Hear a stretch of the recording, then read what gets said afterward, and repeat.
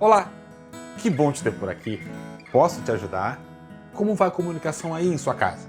Vamos conversar sobre como você pode ajudar seus filhos a se comunicarem melhor para aumentarem as chances deles formarem famílias fortes? Não seria ótimo se nossos filhos, os meus e os seus, encontrassem pares para formarem famílias fortes, saudáveis e duradouras? Esse é um dos meus principais desejos para os meus filhos. E você, deseja o mesmo para os seus filhos?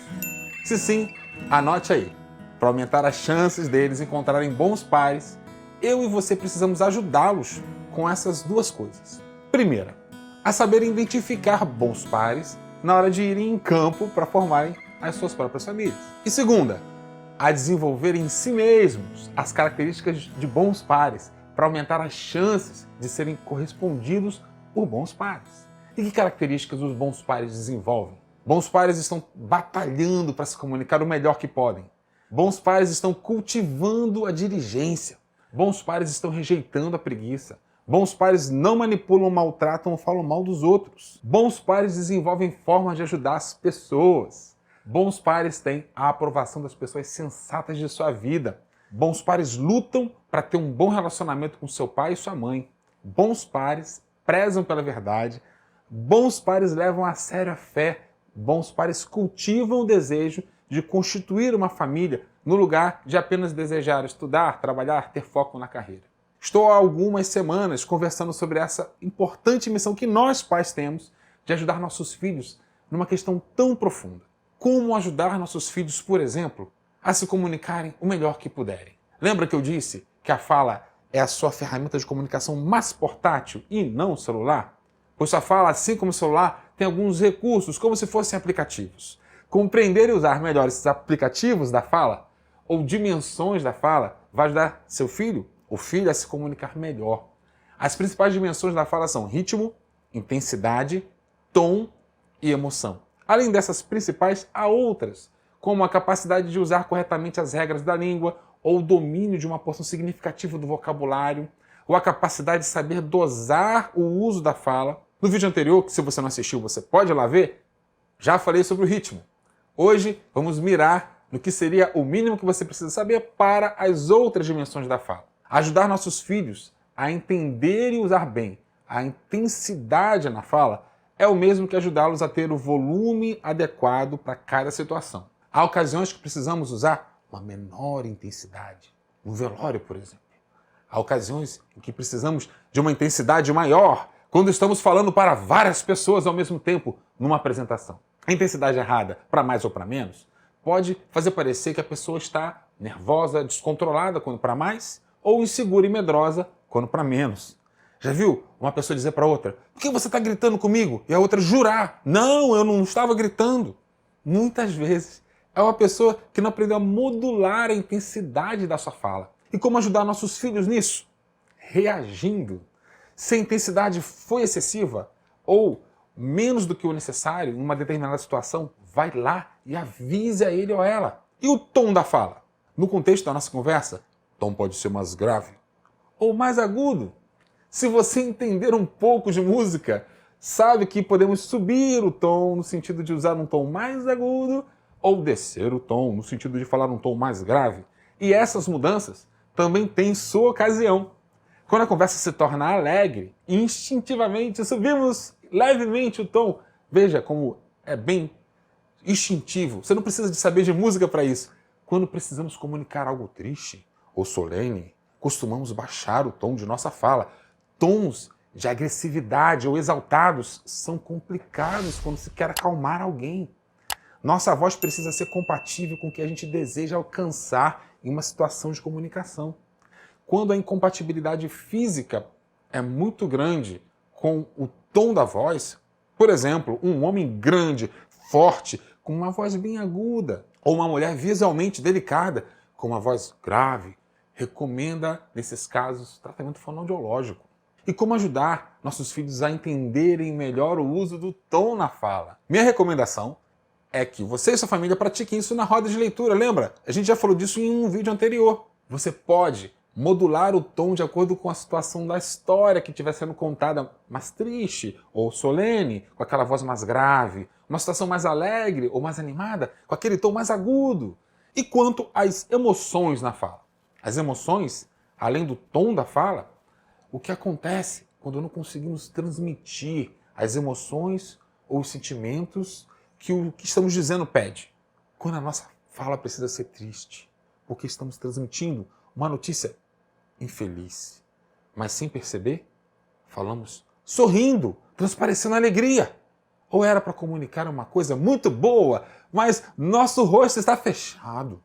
Nossa fala sai arrastada, como se estivéssemos zangados.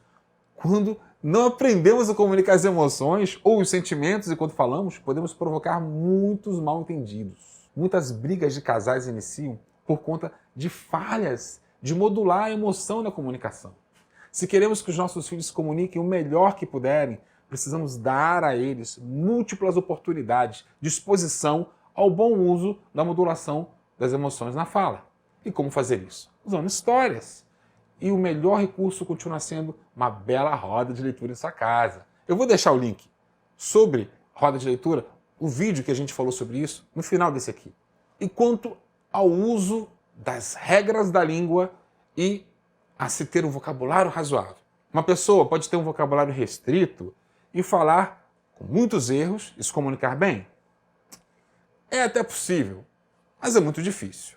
Quanto melhor você puder articular as palavras, quanto mais você for capaz de dominar um ou mais idiomas, quanto mais vasto for seu vocabulário, mais ferramentado você vai estar para se comunicar.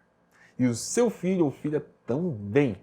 Como estamos falando de aumentar as chances de nossos filhos enriquecer o vocabulário e a fluência na língua, são itens muito bem-vindos. E como fazemos nossos filhos e nós mesmos crescermos nestes itens? Com bons livros e boas conversas. A última coisa em nossa conversa de hoje sobre o melhor uso da fala é justamente a hora de parar de falar. Uma das boas coisas que podemos ensinar aos nossos filhos é que falar demais aumenta nossas chances de falar besteira e de criar problemas. Eu sei que tem muita gente ensinando por aí que devemos desabafar e pôr para fora tudo que sentimos, mas isso pode ser a fórmula para o desastre. Não precisamos falar tudo o que pensamos.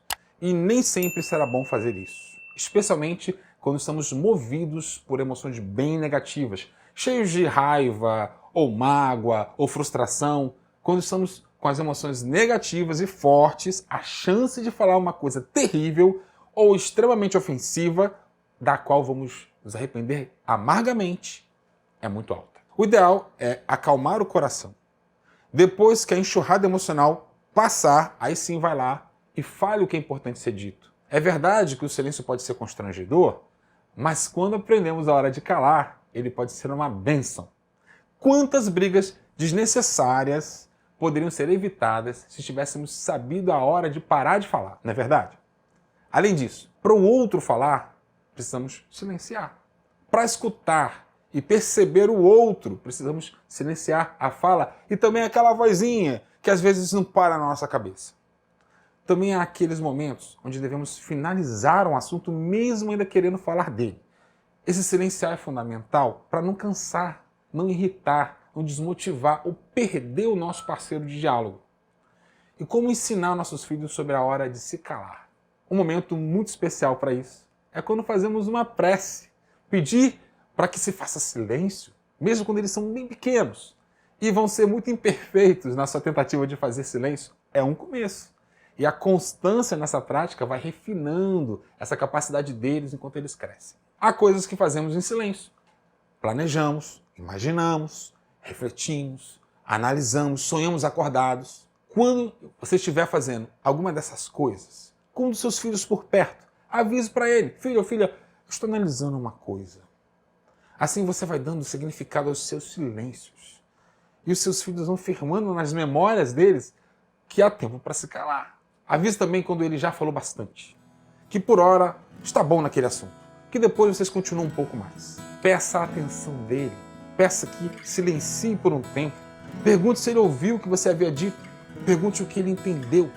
Uma boa coisa também é se sentarem juntos e pedir para que fiquem assim, juntos e em silêncio por um tempo.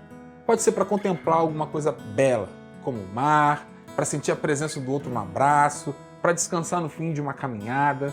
Estamos num mundo muito agitado e uma coisa que está faltando a todos é um pouco de silêncio.